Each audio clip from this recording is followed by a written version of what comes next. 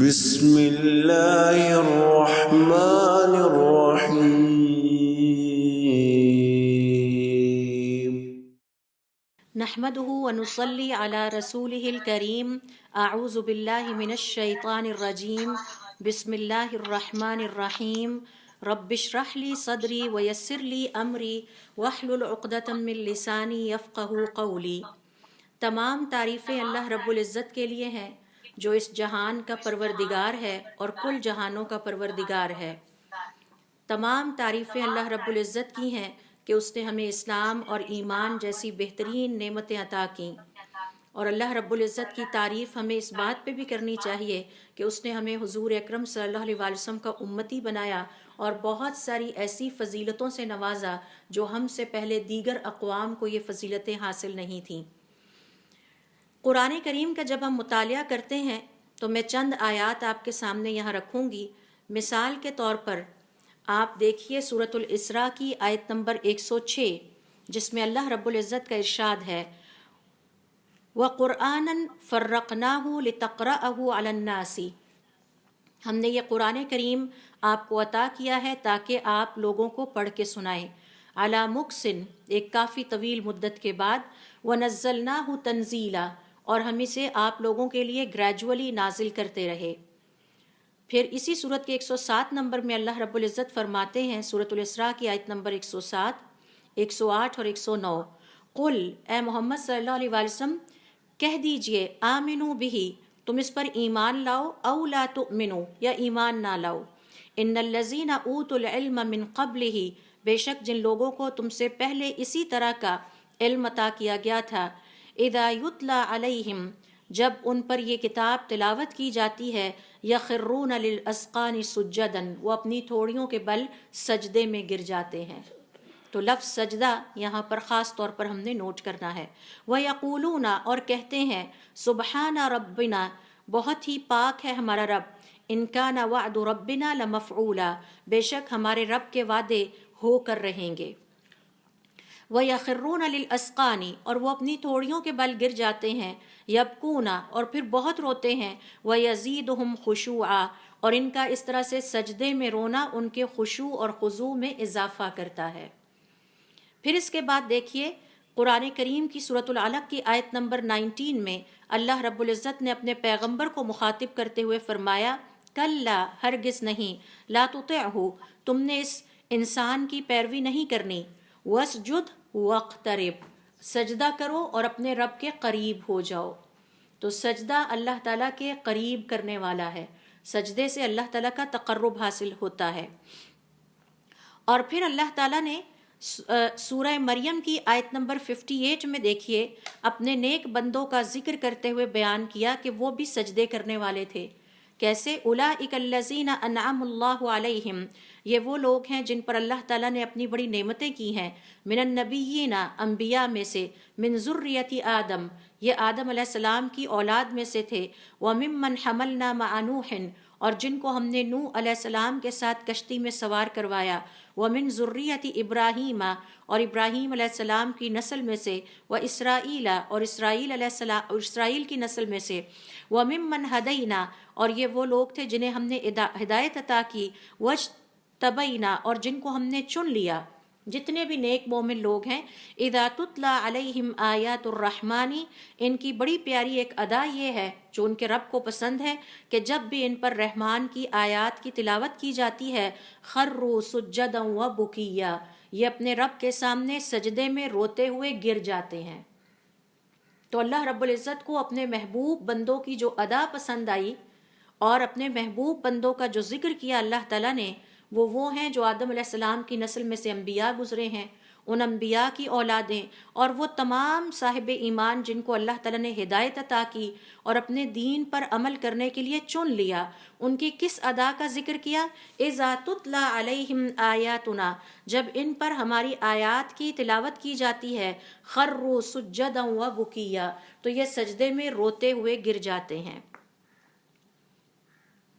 پھر اسی طرح سے دیکھیے سورۃ السجدہ کی آیت نمبر 15 میں اللہ رب العزت کا ارشاد ہے انما یؤمن بآیاتنا الذین اذا ذکروا بها خروا سجدا ایمان والوں کی ایک اہم ترین نشانی یہ ہے جب انہیں ان کے رب کی یاد دہانی کرائی جاتی ہے تو یہ سجدے میں گر جاتے ہیں، وَسَبَّحُوا بِحَمْدِ رَبِّهِمْ، اور اپنے رب کی تسبیح بیان کرنے لگ جاتے ہیں حمد کے ساتھ، وَهُمْ لَا يَسْتَكْبِرُونَ، اور یہ اللہ رب العزت کی نافرمانی کرنے والے نہیں ہوتے۔ اللہ رب العزت کا تقرب حاصل کرنا، اللہ رب العزت کے سامنے عاجزی کا اظہار کرنا، یہی دراصل صاحب ایمان کی عزت ہے۔ اللہ رب العزت کے سامنے عاجزی کا اور چھوٹے ہونے کا اظہار کرنا دراصل حقیقی عزت ہے۔ اللہ رب العزت سے دور ہو جانا، اس کا مطلب یہ ہے کہ اللہ تعالیٰ کی تمام مخلوقات کے سامنے ذلیل اور رسوا ہو جانا ہے۔ اگر کوئی شخص اللہ سے دور ہوتا ہے تو وہ اللہ کی مخلوقات کے سامنے عزت نہیں پا سکتا، اور یہی وجہ ہے کہ اسلام ہمیں یہ سکھانے کے لیے آیا کہ کس طرح ہم اپنی سیلف رسپیکٹ اور سیلف اسٹیم کی حفاظت کر سکتے ہیں، کس طرح ہم اپنی عزت بنا سکتے ہیں۔ اور اسلام نے ہمیں یہ سکھایا کہ ہماری زندگی کا مقصد اللہ تعالیٰ کی مخلوقات سے ڈرنا، ان کے سامنے جھک جانا، ان کے سامنے عاجز ہو جانا نہیں۔ ہماری زندگی کا مقصد اللہ تعالیٰ کے سامنے جھکنا ہے، اللہ تعالیٰ کے سامنے سجدہ کرنا ہے، اور اللہ تعالیٰ کے سامنے اپنی عاجزی اور بیچارگی کا اظہار کر کے عزت پانا ہے۔ لہٰذا اللہ رب العزت کے سامنے جب ایک مسلمان سجدے میں جا کر اپنی عاجزی اور انکساری اور بے کسی اور بے بسی کا اظہار کرتا ہے تو وہ اللہ تعالیٰ کا تقرب پا جاتا ہے۔ اور کس کو اس کی ضرورت نہیں ہے؟ کون ایسا مسلمان ہوگا جو اللہ تعالیٰ کا تقرب حاصل نہ کرنا چاہے، اللہ تعالیٰ کا پیارا نہ بننا چاہے؟ اور جنہوں نے اس تقرب کو چکھا ہے، جنہوں نے اللہ رب العزت کی قربت کو حاصل کیا ہے، وہ اس بات کو سمجھ گئے کہ اللہ تعالیٰ کے سامنے جتنی عاجزی کا اظہار کریں گے، جتنی بے کسی اور بے بسی کا اظہار کریں گے، اتنی زیادہ اللہ کی مخلوقات کی نظر میں صاحب ایمان کی عزت میں اضافہ ہوتا چلا جائے گا۔ اور سجدہ وہ حالت ہے، سجدہ وہ مقام ہے، سجدہ وہ اسٹیشن ہے کہ جس میں انسان سب سے زیادہ اللہ تعالیٰ کے قریب ہوتا ہے۔ اور اس حوالے سے علماء کرام کا یہ کہنا ہے کیونکہ اس سجدے کی حالت میں مسلمان نہ صرف اپنی بے بسی کا اظہار کر رہا ہوتا ہے، اللہ تعالیٰ کا محتاج ہونے کا اظہار کر رہا ہوتا ہے، بلکہ وہ اسی وقت اللہ تعالیٰ کے طاقتور ہونے، اللہ تعالیٰ کے معبود ہونے کا اظہار بھی اور اقرار بھی کر رہا ہوتا ہے۔ یہی وجہ ہے کہ اللہ تعالیٰ نے سورۃ العلق کی آیت نمبر 19 میں اپنے پیغمبر کو جو حکم دیا وہ ہمارے لیے ہے، کلا، ہرگز نہیں، لا تطعہ، اس انسان کی پیروی نہ کرنا جو سیدھے رستے سے ہٹ چکا ہے، واسجد واقترب، سجدہ کرو اور اللہ کے قریب ہوتے چلے جاؤ۔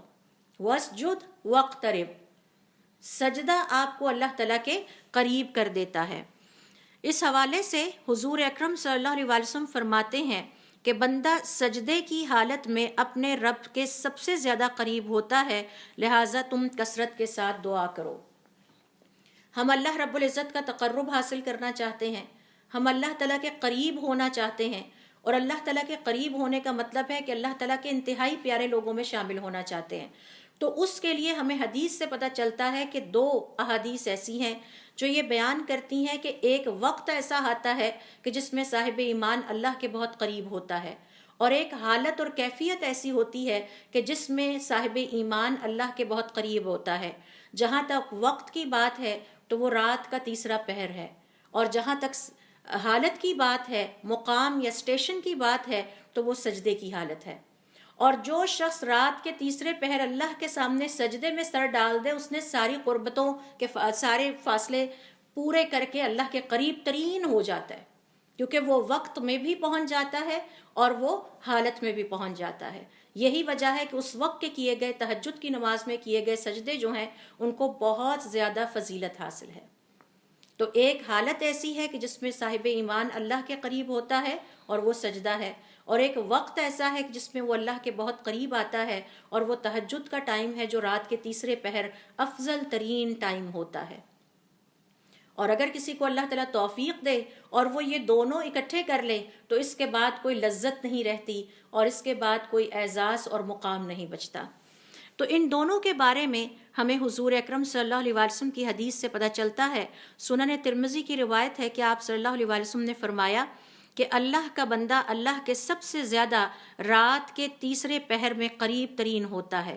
تو اگر تم ہمت کر سکو تو اس وقت اللہ کو یاد کرنے والے بن جاؤ. لہٰذا اللہ رب العزت کے سامنے عاجزی کا اظہار کرنا، اللہ رب العزت کے سامنے سجدے میں جا کے اپنی بے بسی کا اظہار کرنا، یہ دراصل راز ہے اس بات کا کہ اگر ہم اس کام کو کر جائیں، سجدے کو اس کی روح کے ساتھ کر جائیں، تو پھر اس کائنات کی تمام مخلوقات کی سرداری حاصل ہو سکتی ہے. ہر انسان کی یہ خواہش ہوتی ہے کہ اسے دنیا میں بھی عزت ملے اور آخرت میں بھی عزت ملے. اور مخلوقات اللہ رب العزت کی کس طرح سے عزت کرتی ہیں، اس کے کئی واقعات ہسٹری میں ہم پڑھ سکتے ہیں، سیرت میں پڑھ سکتے ہیں. کئی بلکہ لوگوں نے اپنے پرسنل تجربات بیان کیے کہ ہم نے اللہ رب العزت کا ذکر شروع کر دیا اور ہمیں خونخوار درندوں نے نقصان نہیں پہنچایا. تو جو اللہ کو یاد کرنے والے ہوتے ہیں، جو اللہ کے قریب بندے ہوتے ہیں، جو اللہ تعالیٰ کا تقرب پا چکے ہوتے ہیں، ان کو اللہ تعالیٰ کی کل مخلوقات بھی پہچانتی ہیں. انہیں یہ پتہ ہوتا ہے کہ یہ اللہ کے بندے ہیں اور ہم نے ان کو چھیڑنا نہیں ہے اور ہم نے ان کو تنگ نہیں کرنا. تو یہ جو سجدے میں سر ڈالنا ہے، یہ ایک بہت بڑا راز ہے عزت کا. جسے اللہ رب العزت کے ہاں عزت مل جائے، اس کی عزت ساری مخلوقات کرتی ہیں، اور جسے اللہ رب العزت کے ہاں عزت نہ ملے، اس کی عزت کہیں نہیں ہوتی. اویس قرنی کی مثال آپ نے سیکھی تھی کہ جو آسمانوں میں مشہور تھے، اور اس وجہ سے مشہور تھے کہ وہ اپنی والدہ کی بہت خدمت کرنے والے تھے. اللہ کے فرشتے بھی ان کی عزت کرتے تھے. آسمانوں میں ہر کسی کو ان کے بارے میں پتہ تھا. حضور اکرم صلی اللہ علیہ وسلم پر وحی نازل کی گئی تھی کہ آپ نے ان کے بارے میں ضرور پتہ کرنا ہے، اور آپ صلی اللہ علیہ وسلم اپنے صحابہ کرام کو تلقین کر کے گئے تھے کہ وہ شخص اگر تمہیں کہیں ملے تو ضرور اس کا. تو انہیں عزت کس نے دی تھی؟ انہیں عزت انسانوں سے، زمین سے نہیں ملی تھی، انہیں عزت آسمانوں سے اللہ تعالیٰ نے عطا کی تھی. تو یہ جو سجدے میں اللہ رب العزت کے سامنے سر ڈالنا ہے، یہ دراصل اس بات کا راز ہے کہ ایسے شخص کو اللہ رب العزت کے ہاں عزت ضرور ملے گی، اور ایسا شخص اس کائنات کی کل مخلوقات کا سردار ٹھہرے گا. یہ جو سجدہ ہے، اس کے حالات بہت ہی خوبصورت ہیں اور اس کے راز بڑے پیارے ہیں، اور یہ راز ہمیں قرآن کریم بتاتا ہے، اور آج ہم قرآن کریم ہی سے اس کے بارے میں سیکھیں گے. اس کے نتائج بڑے پیارے ہیں. آنے والے سیشنز میں ہم دیکھیں گے کہ قرآن کریم ہمیں کیا بتاتا ہے کہ سجدہ کرنے والوں کو اللہ تعالیٰ کس طرح سے نوازتا ہے. اور پھر اس کا پھل بہت پیارا ہے، کیونکہ سجدہ وہ حالت ہے کہ جس میں ہماری روح اپنے پروردگار کے قریب ترین چلی جاتی ہے. یہی وجہ ہے کہ نماز کو مومن کی معراج کہا گیا ہے، اور نماز میں سجدہ وہ مقام ہے جہاں مومن اپنے معراج کی پیک پہ ہوتا ہے، کیونکہ وہ اس دنیا سے نکل کر اپنے رب کے قریب پہنچ چکا ہوتا ہے. اور اس کو صرف وہی پہچان سکتے ہیں جنہوں نے اللہ رب العزت کے تقرب کا مزہ چکھا ہے، اور اس کو وہی پہچان سکتے ہیں جو اللہ رب العزت کے سامنے سجدے میں دیر تک سر ڈال کے اللہ رب العزت سے التجائیں کرتے ہیں. دعا نہیں، التجا. اور آپ کو پتہ ہے کہ التجائیں کیسے کی جاتی ہیں؟ ایک چھوٹے سے ضدی بچے کی طرح مانگتے رہیں، کہتے رہیں، مانگتے رہیں، چمٹے رہیں، کہتے رہیں. تو اللہ رب العزت کے سامنے سر ڈال کے یہ التجائیں کرنا، یہ دعائیں کرنا، اللہ رب العزت کو یہ بہت پسند ہے، اور ایسا انسان اللہ تعالیٰ سے بہت، ایسا صاحب ایمان عزت پاتا ہے. اس حوالے سے علماء کرام کا کہنا ہے کہ قرآن کریم کے مطالعے سے یہ پتہ چلتا ہے کہ اگر ہمیں اس دنیا نے پریشان کر رکھا ہے، ہمارے دکھ اور تکلیفیں بڑھ چکی ہیں، یا یہ کہ ہماری مصیبتوں میں اضافہ ہو چکا ہے، ہماری پریشانیاں بڑھتی چلی جا رہی ہیں، تو یہ مت بھولیے کہ جو نصیحت اللہ تعالیٰ نے اپنے پیارے محبوب صلی اللہ علیہ وسلم کو کی تھی، وہی نصیحت ہمارے لیے ہے، اور وہ ہے وَاسْجُدْ وَاقْتَرِبْ. سجدے کرتے جائیں اور اللہ تعالیٰ کا تقرب حاصل کرتے جائیں. یہ جو سجدہ ہے اور یہ جو عبودیت اور بندگی کا اظہار ہے اللہ رب العزت کے سامنے، اہل علم کا کہنا ہے کہ اس کے 2 رکن ہوتے ہیں. پہلا رکن یہ ہے کہ اللہ رب العزت کے سامنے مکمل عاجزی کا اظہار کیا جائے، اور دوسرا رکن یہ ہے کہ اللہ رب العزت کے لیے بہت زیادہ محبت، کمال محبت کا اظہار کیا جائے. یعنی سجدے میں عاجزی کو بھی ظاہر کیا جائے، اور سجدہ پوری محبت، شوق اور چاہت کے ساتھ کیا جائے. اور اس بات کو بہت نماز کے دوران اہمیت دی جائے کہ سجدہ میری نماز کی پیک ہے، اس پہ میں نے جتنا ٹائم اپنے رب کے سامنے گزار سکتی ہوں مجھے گزارنا چاہیے. اور اس حوالے سے جب ہم دیکھتے ہیں قرآن کریم کا مطالعہ کرتے ہیں تو ہمیں پتہ یہ چلتا ہے کہ جو سجدہ کرنے والا ہوتا ہے، اللہ رب العزت کا جو فرما بردار بندہ ہوتا ہے، جب وہ سجدے میں اپنا سر ڈالتا ہے تو وہ اس کائنات کی پوری مخلوقات کے ساتھ ایک ہارمونی میں، ایک ترتیب میں آ جاتا ہے، کیونکہ ہمیں قرآن کریم یہ سکھاتا ہے اور قرآن کریم یہ بتاتا ہے کہ اس کائنات کا ذرہ ذرہ اللہ تعالیٰ کے سامنے سجدے میں پڑا ہوا ہے۔ تو آپ دیکھیے کہ اگر آپ ایک بہت بڑے گروپ کو دیکھ رہے ہوں جس میں سب سجدے میں پڑے ہوں اور صرف ایک انسان سجدے میں نہ پڑا ہو تو وہ منظر ایک ڈسٹربنگ ہوتا ہے، لیکن جب انسان سجدے میں اپنا سر ڈالتا ہے تو وہ اللہ رب العزت کی کل مخلوقات کے ساتھ ہارمونی میں آ جاتا ہے اور اللہ تعالیٰ کی کل مخلوقات خوش ہو جاتی ہیں کیونکہ انہیں ایک مومن ساتھی کا ساتھ نصیب ہوتا ہے۔ اور قرآن کریم کی آیات ابھی میں آپ کے سامنے کوٹ کروں گی، ان کے مطالعے سے یہ پتہ چلتا ہے کہ اس کائنات کا ذرہ ذرہ، یعنی دیگر مخلوقات کے علاوہ ذرہ ذرہ بھی اللہ رب العزت کے سامنے سجدے میں سر ڈالے ہوئے ہے۔ مثال کے طور پر دیکھیے سورۃ النحل کی آیت نمبر 48، اس میں اللہ رب العزت جو اس کائنات کے خالق ہیں وہ اپنی مخلوق کے سجدوں کا ذکر کر رہے ہیں۔ اَوَلَمْ يَرَوْا إِلَى مَا خَلَقَ اللَّهُ مِنْ شَيْءٍ، کیا یہ نہیں دیکھتے کہ اس کائنات میں کوئی بھی چیز ایسی نہیں جسے اللہ نے پیدا کیا ہو، يَتَفَيَّأُ ظِلَالَهُ عَنِ الْيَمِينِ وَالشَّمَائِلِ، اس کا سایہ دائیں اور بائیں جھک رہا ہوتا ہے۔ سُجَّدًا لِلَّهِ، ہر چیز اس کائنات کی اللہ کے سامنے سجدے میں سر ڈالے ہوئے ہے۔ وَهُمْ دَاخِرُونَ وَلِلَّهِ يَسْجُدُ مَا فِي السَّمَاوَاتِ وَمَا فِي الْأَرْضِ، جو کچھ بھی آسمانوں میں ہے اور زمین میں ہے، جو مخلوقات بھی ہیں وہ سب کی سب سجدے میں سر ڈالے ہوئے ہیں۔ من دابۃ، چاہے وہ چار ٹانگوں پہ چلنے والی ہے، والملائکہ، اور اللہ تعالیٰ کے فرشتے، آسمانوں میں فرشتے اور زمین میں مخلوقات حتیٰ کہ ننھے اور باریک ذرے بھی۔ وَهُمْ لَا يَسْتَكْبِرُونَ، اور کوئی بھی اللہ رب العزت کے سامنے تکبر کا مظاہرہ نہیں کرتا۔ اور ہم نے سیکھا تھا کہ تکبر کی بہت ساری قسمیں ہیں، ان میں سے ایک قسم یہ ہے کہ اللہ رب العزت کے حکم کی پیروی نہ کرنا۔ تو اس کائنات کی انسان کے علاوہ تمام مخلوقات کی جرت نہیں ہے کہ وہ اللہ تعالیٰ کے سامنے تکبر کرے۔ تکبر کرنا تو دور کی بات، وہ تو سجدے میں پڑی ہوئی ہیں سوائے انسان کے۔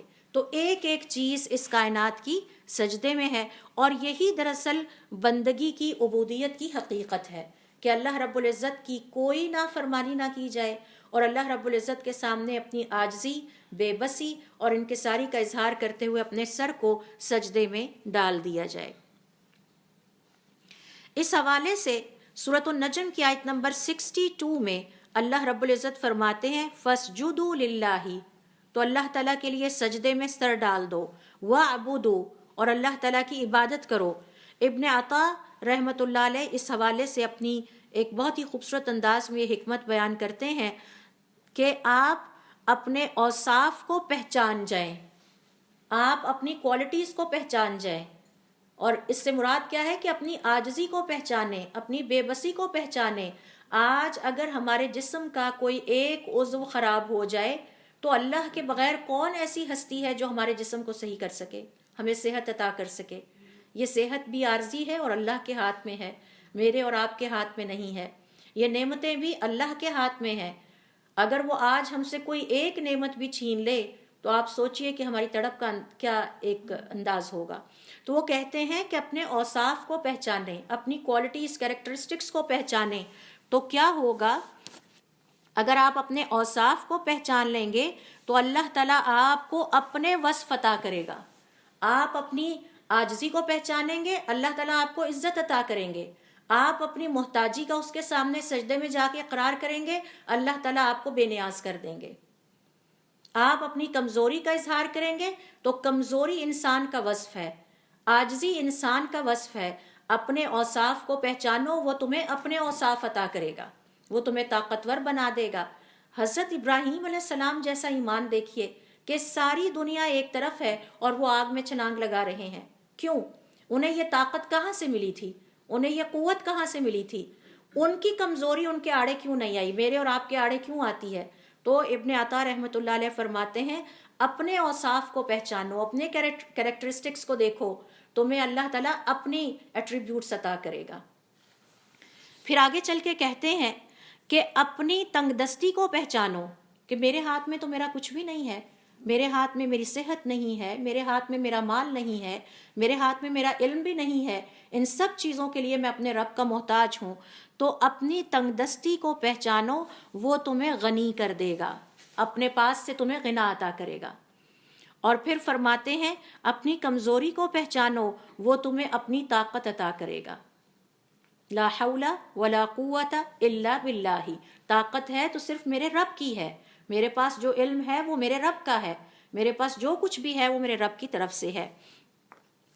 تو یہ ایک بہت بڑا اعزاز ہے کہ ہم انسان اگر اپنی کمزوری کو پہچان لیں اور اپنے طاقتور رب کے ساتھ جڑ جائیں، اور یہ ایک بہت عظیم اچیومنٹ ہوگی، ایک بہت عظیم حقیقت ہوگی اگر ہم اس کو پہچان جائیں کہ ہم عاجز ہیں، ہم اپنے لیے کچھ نہیں کر سکتے، ہم اپنے رب سے جڑ جائیں تاکہ وہ ہمیں کمال عطا کرے، وہ ہمیں اپنے اوصاف سے نوازے۔ اور یہی وہ راز ہے کہ جو ہمیں اللہ رب العزت نے سورۃ البقرہ کے آغاز میں ہی بتا دیا تھا کہ اللہ رب العزت نے تمہاری ہدایت کے لیے، تمہاری حفاظت کے لیے ہمیشہ بندوبست کرنا ہے، اور جو کوئی اس ہدایت پر ایمان لے آئے گا وہ کامیاب ہو جائے گا۔ تو جب ایک مسلمان اپنی پیشانی کو زمین پر رکھتا ہے اپنے رب کے سامنے سجدے میں، اور ہم سب جانتے ہیں کہ یہ جو پیشانی ہوتی ہے یہ عزت کی علامت ہوتی ہے، یہ وجاہت کی علامت ہوتی ہے، اور یہ بڑائی کی علامت ہوتی ہے۔ تو جب ہم اپنی پیشانی کو سجدے میں اللہ رب العزت کے سامنے زمین پر رکھ دیتے ہیں اور اسے خاک سے آلودہ کر لیتے ہیں، وہی قیمتی ترین لمحات ہوتے ہیں جس میں ہم اپنے رب کے قریب ترین ہوتے ہیں۔ سجدے کی اس لذت کو محسوس کرنا ضروری ہے، اس کو فیل کرنا ضروری ہے، اور سب سے بڑی بات یہ ہے کہ اس وقت کو بھرپور چاہت کے ساتھ گزارنا بہت ضروری ہے۔ تو جو بات میں نے آپ کو ابھی کہی کہ عبودیت کے 2 بنیادی رکن ہیں، عاجزی کا مکمل اظہار اپنے رب کے سامنے، اور ساتھ ساتھ محبت کے ساتھ اور چاہت کے ساتھ۔ یہ ٹھونگے مارنے والے جو سجدے ہوتے ہیں وہ کوئی محبت والے سجدے تھوڑی ہوتے ہیں کہ فوراً گئے اور فوراً سر اٹھا لیا۔ تو وہ وقت ہے کہ جس میں آپ اپنے رب کے انتہائی قریب ہیں، اور اگر آپ 2 فضیلتیں اکٹھی کرنے میں کامیاب ہو جائیں کہ وقت بھی وہ ہو کہ جو اللہ کے قریب ترین ہے اور سجدے میں سر بھی پڑا ہوا ہے، تو اس سے بڑھ کر اور اعزاز کیا ہو سکتا ہے۔ اللہ رب العزت کا تقرب حاصل کرنے کے لیے سجدہ کرنا بہت ضروری ہے، اور سجدے میں اور اللہ رب العزت کا تقرب یا اس کے قریب ہونے میں بڑا مضبوط ایک تعلق ہے۔ اللہ کے قریب وہ شخص نہیں ہو سکتا جس کے سجدے صحیح نہیں ہیں۔ اس کے لیے ہمیں اپنے سجدوں کی فکر کرنی ہوگی، اپنے سجدوں کو چاہت کے ساتھ، محبت کے ساتھ کرنا ہوگا، اور جتنے سجدے بڑھتے چلے جائیں گے اتنا اللہ رب العزت کے تقرب میں اضافہ ہوتا چلا جائے گا۔ ہمارے نامہ اعمال سے جتنے زیادہ سجدے نکلیں گے اتنا ہی ہم اللہ تعالیٰ کے قریب ترین ہوتے چلے جائیں گے۔ اہل علم کا یہ کہنا ہے کہ یہ بات ہمیں یاد رکھنی ہے کہ ہم نے 2 دفعہ زندگی میں اپنے رب کے سامنے کھڑے ہونا ہے۔ ایک دفعہ ہم نماز میں اللہ تعالیٰ کے سامنے کھڑے ہوتے ہیں اس دنیا کی زندگی میں، اور ایک دفعہ ہم نے آخرت والے دن اپنے رب کے سامنے کھڑے ہونا ہے۔ تو جو آج اچھے طریقے سے کھڑا ہو گیا اور جس نے آج اچھے طریقے سے سجدے کر لیے، وہ آخرت میں بھی اپنے رب کے سامنے انتہائی عزت کے ساتھ پیش کیا جائے گا اور انتہائی عزت کے ساتھ کھڑا ہوگا۔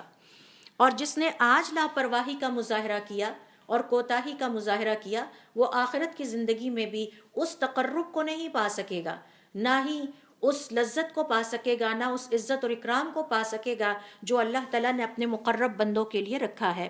یہی وجہ ہے کہ اللہ رب العزت نے اس حقیقت کو ایمفیسائز کرتے ہوئے کہ سجدہ تمہیں آخرت کی تیاری میں مدد دیتا ہے، اس حوالے سے دیکھیے سورۃ الانسان کی آیت نمبر 26 اور 27 میں اللہ رب العزت ہمیں کیا نصیحت کر رہے ہیں۔ وَمِنَ اللَّيْلِ فَاسْجُدْ لَهُ، اور رات ہوتے ہی اس کے لیے سجدہ کرنا شروع کر دو۔ وَسَبِّحْهُ لَيْلًا طَوِيلًا، اور ساری رات اس کی تسبیح بیان کرتے رہو، کیونکہ وقت بھی فضیلت کا ہے اور حالت بھی فضیلت والی میں چلے جاؤ۔ کیوں کرو یہ سب کچھ؟ إِنَّ هَؤُلَاءِ يُحِبُّونَ الْعَاجِلَةَ، یہ لوگ تو دنیا کی جلد ملنے والی زندگی کے لیے پڑے ہوئے ہیں۔ وَيَذَرُونَ وَرَاءَهُمْ يَوْمًا ثَقِيلًا، اور اپنے پیچھے انہوں نے بڑا سخت ترین دن بھلا دیا ہے۔ جو خالق جس نے قیامت کے دن کو پیدا کیا ہے وہ اسے سخت ترین دن کہہ رہا ہے، تو سوچیں وہ کتنا سخت ہوگا ہم انسانوں کی امیجنیشن سے بھی زیادہ۔ نوٹ یہ کیجئے کہ اس سخت ترین دن کے لیے تیاری کرنے کے لیے ہمیں کیا نصیحت اللہ رب العالمین نے کی ہے؟ وَمِنَ اللَّيْلِ فَاسْجُدْ لَهُ وَسَبِّحْهُ لَيْلًا طَوِيلًا، رات ہوتے ہی اس کے لیے سجدے کرنے لگ جاؤ اور اس کی خوب تسبیح بیان کرتے رہو، کیونکہ یاد رکھنا لوگوں کے دیکھا دیکھی یہ نہ بھول جانا کہ پیچھے ایک بڑا بھاری دن آنے والا ہے جس دن تمہارے سجدے تمہاری مدد کریں گے۔ تو آخرت کی تیاری کے لیے یہ ہے سجدے کی اہمیت۔ یہی وجہ ہے کہ علماء کرام کا یہ کہنا ہے ہر سجدہ کرنے والا اللہ تعالیٰ کا تقرب نہیں پاتا، ہر سجدہ کرنے والا اللہ تعالیٰ کا تقرب نہیں پا سکتا۔ ہاں، جو جوتوں کے ساتھ دنیا بھی کہیں پیچھے ہی اتار آئے اور اپنے دل اور دماغ کے ساتھ اللہ رب العزت کی طرف متوجہ ہو کے انتہائی محبت کے ساتھ نماز کے لیے حاضر ہو جائے۔ اور نماز کے لیے محبت کا عالم یہ ہوتا تھا کہ ہمارے سلف صالحین میں سے کچھ کہتے ہیں کہ ہم نے 40 سال سے کبھی تکبیر تحریمہ مس نہیں کی۔ یہ سٹینڈرڈ انہوں نے مینٹین کیے۔ اور پھر کہا کرتے، کسی نے پوچھا کہ آپ اذان ہونے سے پہلے ہی مسجد پہنچ جاتے ہیں؟ تو انہوں نے کہا اذان تو غافلوں کے لیے دی جاتی ہے، اللہ کی پناہ میں کوئی غافل تھوڑا ہوں، نماز سے پہلے ہی تیار ہو جاتے اور نماز سے پہلے ہی پہنچ چکے ہوتے۔ تو یہ تھی ان کی محبت اللہ رب العزت کے سامنے سجدہ کرنے کے حوالے سے۔ اور پھر اسی طرح سے دیکھیے علماء کرام کا یہ کہنا ہے کہ اپنے دل سے مکمل خشوع اور خضوع کا اظہار کیا جائے، تمام اعضاء کا سجدے میں خیال رکھا جائے۔ حدیث میں آتا ہے جب بنی آدم سجدہ کرتا ہے تو جسم کے 7 اعضاء اس کے ساتھ سجدے میں جاتے ہیں، ہمارے دونوں ہاتھ بھی، ہماری دونوں ٹانگیں اور پاؤں بھی، ہمارا سر بھی، ہماری ماتھا بھی، پیشانی بھی۔ تو کتنے اعضاء ہیں جو کہ مل کر اللہ رب العزت کے سامنے سجدہ کرتے ہیں۔ تو اس سجدے کو اگر محبت سے کیا جائے، چاہت کے ساتھ کیا جائے، شوق کے ساتھ کیا جائے، مکمل عاجزی اور بے بسی کے ساتھ کیا جائے، کثرت کے ساتھ کیا جائے، تو یہ سجدے اللہ تعالیٰ سے قریب کرنے کا باعث بنتے ہیں، اللہ تعالیٰ کا تقرب حاصل کرنے کا باعث بنتے ہیں۔ اور پھر سجدہ سجدہ بنتا ہے، اور پھر اللہ سے مانگنے کا لطف بھی آتا ہے، پھر اللہ رب العزت سے التجا کرنے کا لطف بھی آتا ہے۔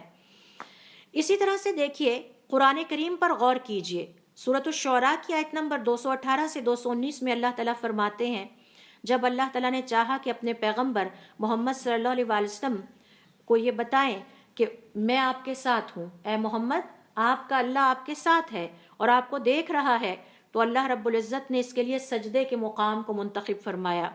الذی یراک حین تقوم، تمہارا رب تمہیں دیکھتا ہے جب تم کھڑے ہونے کی حالت میں ہوتے ہو، قیام کی حالت میں ہوتے ہو، وتقلبک فی الساجدین، اور جب تم سجدہ کرنے والوں کے ساتھ سجدہ کر رہے ہوتے ہو، تو تمہارا رب تمہیں دیکھتا ہے۔ اور یہ ایک خاص رب کی نظر ہے جو صاحب ایمان کو سجدے کی حالت میں دیکھتا ہے جب وہ۔ پھر اسی طرح سے دیکھیے قرآن کریم میں ہمارے پاس اسی صورت کی آیت نمبر 24 ہے اور 25 ہے، جس میں اللہ رب العزت نے ذکر کیا وَظَنَّ داؤد، یعنی جب اللہ کے نبی حضرت داؤد علیہ السلام نے یہ محسوس کیا کہ ان سے غلطی ہو گئی ہے، تو انہوں نے کیا کیا؟ فوراً اللہ تعالیٰ کے سامنے سجدے میں چلے گئے۔ وَظَنَّ داؤد، اور داؤد علیہ السلام نے یہ جان لیا اَنَّمَا فَتَنَّاهُ، کہ ہم نے ان کو کسی آزمائش میں ڈالا ہے، سمجھ گئے کہ یہ میرے رب کی طرف سے آزمائش ہے۔ یہ سمجھ بھی ہر کسی کو نہیں آتی کہ یہ میرے رب کی طرف سے آزمائش آئی ہے۔ فَاسْتَغْفَرَ رَبَّهُ، تو اس نے اپنے رب سے وہی مغفرت طلب کی۔ وَخَرَّ رَاكِعًا، فوراً رکوع میں چلے گئے۔ وَأَنَابَ، اور اپنے رب سے توبہ کرنے لگے۔ فَغَفَرْنَا لَهُ ذَلِكَ، ہم نے ان کو معاف کر دیا۔ وَإِنَّ لَهُ عِندَنَا لَزُلْفَىٰ، وہ ہمارے بڑے ہی مقرب بندوں میں سے تھا۔ وَحُسْنَ مَآب، اور بہت ہی جسے کہتے ہیں بہترین ٹھکانہ اور مقام پانے والوں میں سے تھا۔ پھر قرآن کریم میں ہم دیکھتے ہیں، اور یہ قرآن کریم ہمیں بتا رہا ہے کہ جب اللہ تعالیٰ نے اپنے مومن بندوں کی تعریف بیان کرنا چاہی تو ان کی جس ادا کو پسند کیا اور اس کی تعریف کی، وہ ان کا سجدہ تھا۔ اور اس کے لیے دیکھیے سورۃ الفتح کی آیت نمبر 29، کیا اللہ تعالیٰ فرماتے ہیں سیماہم فی وجوہہم، ان کے چہروں میں اس کی علامت نظر آتی ہے، من اثر السجودی، بہت زیادہ سجدے کرنے سے۔ اتنے زیادہ انہوں نے اللہ تعالیٰ کے سامنے سجدے کیے کہ ان سجدوں کا نشان ان کے چہروں پر نظر آتا ہے۔ پھر اسی طرح سے دیکھیے اللہ تعالیٰ نے اپنے پیارے بندوں کی تعریف بیان کرتے ہوئے پھر ان کے سجدوں کا پہلے ذکر کیا، باقی خوبیوں کا بعد میں۔ سورۃ التوبہ کی آیت نمبر 112 آپ دیکھیے، الراکعون رکوع کرنے والے، الساجدون سجدے کرنے والے، الامرون بالمعروف نیکی کی یاد دہانیاں کرنے والے، والناہون عن المنکر اور اللہ کی نافرمانیوں سے روکنے والے۔ یہاں بھی اللہ تعالیٰ نے سجدے کو پسند کیا اور ان کی اس کوالٹی کا ذکر کیا۔ پھر اسی طرح سے دیکھیے قرآن کریم ہمیں بتا رہا ہے، یہ ساری سجدے کے جو فضیلتیں ہیں اور اہمیت ہے وہ ہمیں قرآن کریم سے پتہ چل رہی ہے۔ جب اللہ رب العزت نے حضرت آدم علیہ السلام کو پیدا کیا اور چاہا کہ حضرت آدم علیہ السلام کو عزت عطا کریں اور باقی مخلوقات ان کی تابع اور فرما بردار بن جائیں اور باقی مخلوقات حضرت آدم علیہ السلام کی خدمت کریں، تو اللہ تعالیٰ نے سجدے کو ہی پھر ایک دفعہ اس عزت کا نشان بنایا، اس عزت کی علامت بنائی اور اپنے فرشتوں کو حکم دیا فَقَعُوا لَهُ سَاجِدِينَ، اب یہ جو میں نے آدم پیدا کیا ہے، اے میرے فرشتوں سارے کے سارے اس کے سامنے سجدے میں پڑ جاؤ۔ تو سجدہ جب آپ کرتے ہیں اپنے اللہ کے لیے تو یہ اس بات کی علامت ہے کہ آپ اپنے رب کو عزت دے رہے ہیں، آپ اس بات کا اقرار کر رہے ہیں کہ اے میرے رب میرے بس میں کچھ نہیں، میں کمزور ہوں، آپ کی طاقت سے آپ کی قوت سے مجھے ملتا ہے۔ تو اللہ تعالیٰ نے ایک دفعہ پھر حضرت آدم علیہ السلام کے لیے فرشتوں کو حکم دیا کہ اب ان کو سجدہ کرو، تاکہ حضرت آدم علیہ السلام کی جو عزت ہے اور جو مقام انہیں اللہ تعالیٰ نے دیا تھا وہ کل مخلوقات کے سامنے واضح ہو جائے۔ تو وہاں بھی اللہ تعالیٰ نے سجدے کو منتخب فرمایا۔ پھر اسی طرح سے دیکھیے قرآن کریم ہمیں بتاتا ہے کہ جب فرعون کے جادوگروں کو اپنی غلطی کا احساس ہوا اور انہوں نے محسوس کیا کہ ہم غلط ہیں اور حضرت موسیٰ علیہ السلام ٹھیک ہیں، اور انہیں توبہ کرنے کا اور ایمان کا خیال آیا، تو سب سے پہلا کام جو انہوں نے کیا وہ اپنے رب کے سامنے جھک گئے، سجدے میں پڑ گئے۔ تو یہ ایمان کی علامت ہے، عاجزی اور بے بسی کی علامت ہے، اللہ رب العزت کی عزت کی علامت ہے۔ اور اس حوالے سے سورۃ الاعراف کی آیت نمبر 120 سے 121 میں اللہ تعالیٰ فرماتے ہیں وَأُلْقِيَ السَّحَرَةُ سَاجِدِينَ، تمام جادوگر بے بس ہو کے سجدے میں چلے گئے اور انہوں نے اپنے رب کو پہچان لیا۔ پھر اسی طرح سے دیکھیے کہ اللہ تعالیٰ نے سجدے کا ذکر ایک دفعہ پھر، اور یہ بھی ہمیں قرآن کریم بتاتا ہے کہ اللہ تعالیٰ کی کل مخلوقات اللہ تعالیٰ کے سامنے اپنی عاجزی، اپنی بے کسی اور بے چارگی کا اظہار سجدہ کر کے کرتی ہیں۔ کل مخلوقات، اس کائنات کی ہر مخلوق ذرہ ذرہ تک اللہ رب العزت کے سامنے سجدے میں پڑا ہوا ہے۔ سورۃ الرعد کی آیت نمبر 15 دیکھیے، جس میں اللہ رب العزت فرماتے ہیں وَلِلَّهِ يَسْجُدُ مَنْ فِي السَّمَاوَاتِ وَالْأَرْضِ طَوْعًا وَكَرْهًا، چاہے کسی کو پسند ہو یا نہ ہو، سب کے سب اللہ رب العزت کے سامنے سجدے میں پڑے ہوئے ہیں۔ پھر اسی طرح سے دیکھیے سورۃ الحج کی آیت نمبر 18 میں اللہ رب العزت پھر سجدے کے مقام کی تعریف بیان کرتے ہوئے اور سجدے کے لیے اپنی محبت اور پسندیدگی کو بیان کرتے ہوئے فرماتے ہیں أَلَمْ تَرَ أَنَّ اللَّهَ يَسْجُدُ لَهُ مَنْ فِي السَّمَاوَاتِ وَمَنْ فِي الْأَرْضِ، کیا یہ نہیں غور کرتے کہ اس آسمانوں میں اور زمین میں جو بھی اللہ تعالیٰ کی مخلوق ہے وہ اللہ کے سامنے سجدے میں پڑی ہوئی ہے۔ پھر قرآن کریم ہمیں بتاتا ہے کہ اللہ تعالیٰ نے حضرت مریم علیہ السلام کو حکم دیا کہ سجدے کیا کرو، اس کے بعد جب انہیں اپنے لیے چن لیا۔ اور اس کے لیے دیکھیے سورہ آل عمران کی آیت نمبر 43، یا مریم، اے مریم، اقنتی لربکی، اپنے رب کی فرما بردار بن جاؤ، واسجدی، اور سجدہ کرو، وارکعی مع الراکعین، اور رکوع کرنے والوں کے ساتھ رکوع کیا کرو۔ اور یہ حکم صرف حضرت مریم علیہ السلام کے لیے نہیں ہے، یہ ہم تمام مسلمان خواتین کے لیے بھی ہے۔ اگر ہم اللہ تعالیٰ کا تقرب حاصل کرنا چاہتے ہیں تو ہمارے نامہ اعمال سے کثرت کے ساتھ سجدے نکلنے چاہیے۔ پھر اسی طرح سے ہمیں اس بات پر تعجب نہیں ہونا چاہیے، کیونکہ یہ بھی ہمیں قرآن بتاتا ہے کہ پرندوں تک کو یہ پتہ ہے کہ سجدے کا مطلب کیا ہوتا ہے اور سجدہ کس کو کیا جاتا ہے۔ اور اس کی مثال دیکھیے، حضرت سلیمان علیہ السلام کے ہدہد نے جب ایک گزرتی ہوئی قوم کو دیکھا کہ ان کی ملکہ اور اس قوم کے لوگ اللہ کے علاوہ سورج کو سجدہ کرتے ہیں، تو اس کو بہت تعجب ہوا کہ یہ کیسی قوم ہے جس کو یہ بھی نہیں پتا کہ سجدہ کس کو کرنا ہے۔ اور کس کو کیا جاتا ہے، اور یہ کہ سجدے کا کیا مطلب ہے، تو اس حوالے سے دیکھیے سورۃ النمل کی آیت نمبر 24 سے 25. یعنی ایک پرندے کو بھی یہ پتہ ہے، اور یہ صرف ایک پرندے کی بات نہیں ہے، تمام مخلوقات کو یہ پتہ ہے کہ سجدہ کس کے لیے کرنا ہے. تو اس حوالے سے اس ہدہد کی بات بیان کرتے ہوئے اللہ تعالیٰ فرماتے ہیں کہ اس نے کہا وَجَدْتُهَا، میں نے پایا اس ملکہ کو، وَقَوْمَهَا، اور ان کی قوم کو، يَسْجُدُونَ لِلشَّمْسِ مِن دُونِ اللَّهِ، اللہ کو چھوڑ کر کسی اور کو سجدہ کر رہے ہیں. کتنی عجیب بات ہے. اور یہی ہے امر بالمعروف اور نہی عن المنکر. اور پھر اس نے کہا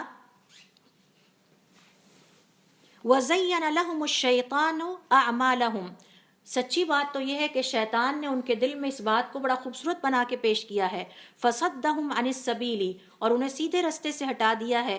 فَهُمْ لَا يَهْتَدُونَ، اب ان کے پاس ہدایت نہیں بچی. اللہ يَسْجُدُوا لِلَّهِ، یہ اللہ کے لیے سجدہ کیوں نہیں کرتے؟ یعنی ایک پرندہ یہ بتا رہا ہے کہ یہ اللہ کے لیے سجدہ کیوں نہیں کرتے. الذی یخرج الخبء فی السماوات والارض، جو آسمانوں اور زمین کی پوشیدہ ترین چیزوں کو بھی نکال کر باہر لانے پر قادر ہے. ویعلم ما تخفون وما تعلنون، یعنی اللہ تعالیٰ کی ان صفات کا ایک پرندے کو بھی پتہ تھا. آج اگر اللہ تعالیٰ کے ایٹریبیوٹس ہم مسلمان بچوں سے پوچھیں تو شاید ہمیں اتنے حوصلہ افزا جوابات نہ ملے، لیکن پرندوں کو بھی یہ پتہ ہے کہ ہمارا، جیسے یہ ہدہد بتا رہا ہے کہ اللہ کے علاوہ کسی کو سجدہ نہیں کرنا. اللہ تعالیٰ اس کائنات کی پوشیدہ ترین چیز کو جانتا ہے، وہ اس کو بھی جانتا ہے جو ہم ظاہر کرتے ہیں، وہ اس کو بھی جانتا ہے جو ہم چھپاتے ہیں. تو آپ دیکھیے عین ممکن ہے کہ اس کائنات کی تمام مخلوقات کا علم اللہ کے بارے میں انسانوں سے اور بلکہ مسلمانوں سے بھی زیادہ ہو. تو یہ ہے اللہ تعالیٰ کی مخلوقات کی اپنے رب کے لیے فرما برداری. اور پھر دیکھیے قرآن کریم ہی ہمیں بتاتا ہے کہ اگر سجدہ کرنا اللہ رب العزت کے قریب کرتا ہے تو اس کا مطلب ہے سجدہ نہ کرنا اللہ تعالیٰ سے دور کرتا ہے اور اس کی رحمت سے محروم کرتا ہے. اس میں سب سے بڑی مثال قرآن کریم ہمارے سامنے پیش کرتا ہے کہ ابلیس اللہ سے دور کیوں ہوا تھا، کیونکہ اس نے ایک سجدہ کرنے سے انکار کر دیا تھا. اور ہم سب جانتے ہیں، جیسا کہ مثال کے طور پر دیکھیے سورۃ الحجر کی آیت نمبر 30 اور 31، فَسَجَدَ الْمَلَائِكَةُ كُلُّهُمْ، تمام فرشتوں نے اپنا سر سجدے میں ڈال دیا، اجمعون، سارے کے سارے.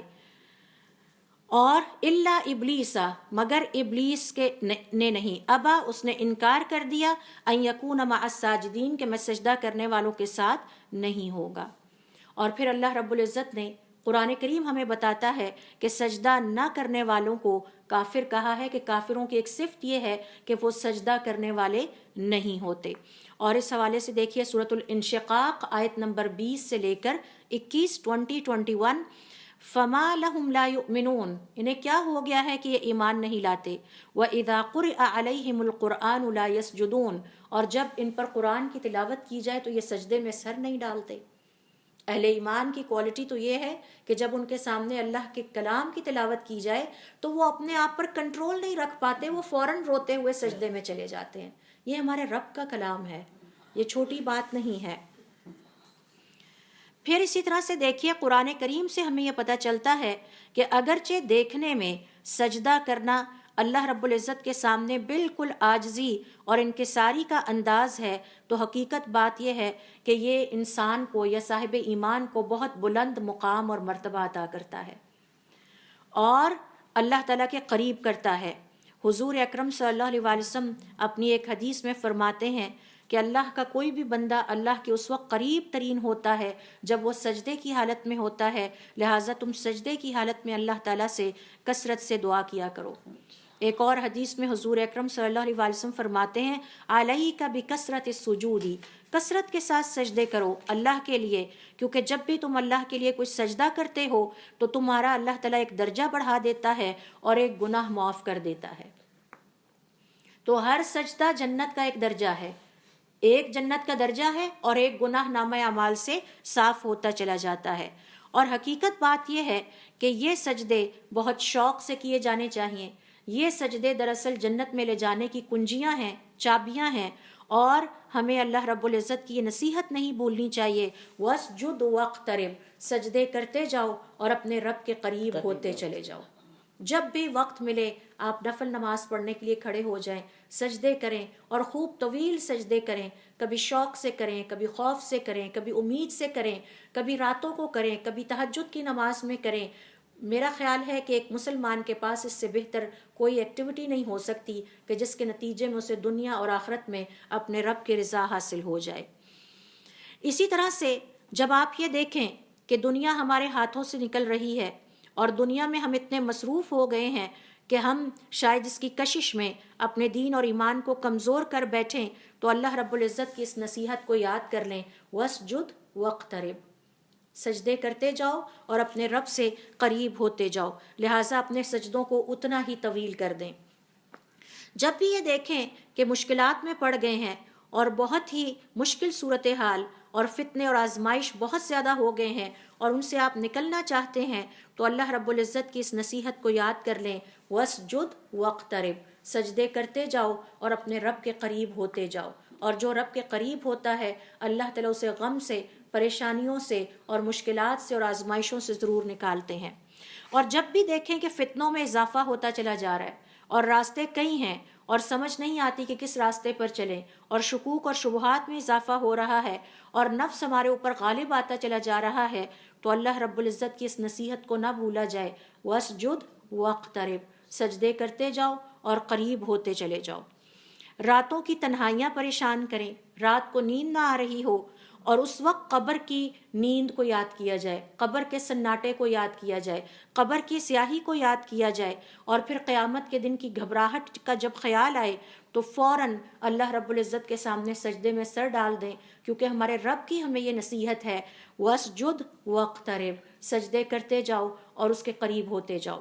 کیوں؟ قبر کی گھبراہٹ، قیامت کی گھبراہٹیں، ان سب گھبراہٹوں میں اگر ہم چاہتے ہیں ہمارا رب ہماری مدد کرے، آخرت کی زندگی کے سفر پر جب کوئی ہمارے ساتھ نہیں جا سکے گا، رب کی رحمت ہمارے ساتھ ہو، تو اس کے لیے بھی کثرت کے ساتھ سجدے کریں کہ اے اللہ تعالیٰ، میری آخرت کے جو مراحل ہیں ان کے آغاز سے لے کے اختتام تک مجھے آپ کی رحمت چاہیے، مجھے آپ کا ساتھ چاہیے، مجھے آپ کی خاص نظر اور خاص عنایت چاہیے۔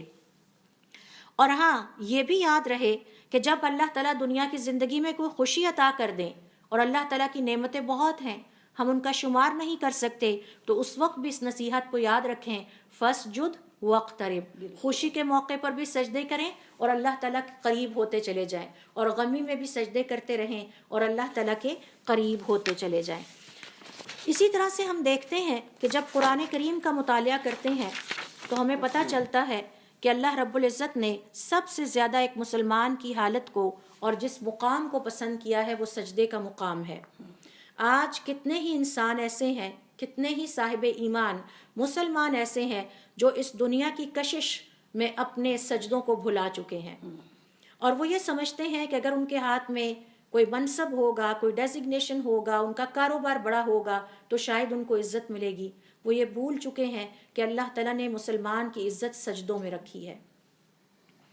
وَاسْجُدْ وَاقْتَرِب، سجدے کرتے جاؤ اور اپنے رب کے قریب ہوتے جاؤ۔ اور کتنے ہی انسان ایسے ہیں جو یہ سمجھتے ہیں کہ شاید ان کے پاس اگر مال بہت زیادہ ہوگا تو وہ سوسائٹی میں بہت طاقتور ترین انسان ہوں گے، جبکہ وہ یہ بھلا چکے ہیں کہ مسلمان کی قوت اور مسلمان کو طاقت سجدے کی حالت میں عطا ہوتی ہے۔ لا حول ولا قوت الا باللہ، عزت نہ مناصب میں ہے، قوت نہ مال میں ہے، یہ سب نعمتیں اللہ تعالیٰ کے ہاتھ میں ہیں۔ اپنے رب کو سجدے کر کے راضی کر لیں اور یہ ساری نعمتیں حاصل کر لیں۔ لہٰذا ہمیں کبھی بھی یہ نہیں بھولنا چاہیے کہ اللہ رب العزت نے یہ نصیحت ہمیں کی ہے، وَاسْجُدْ وَاقْتَرِب، سجدے کرتے جاؤ اور اپنے رب کے قریب ہوتے جاؤ۔ اللہ تعالیٰ ہم سب کو توفیق عطا کریں کہ ہم اپنے دین کو سمجھیں، اس پر عمل کریں، اپنی اولادوں کو سکھائیں، اپنے پیاروں کو سکھائیں، تاکہ ہمارے اولادیں، ہمارے پیارے ہمارے بعد ہمارے لیے صدقہ جاریہ بنے۔ سبحانک اللہم وبحمدک، اشہد ان لا الہ الا انت، استغفرک واتوب الیک۔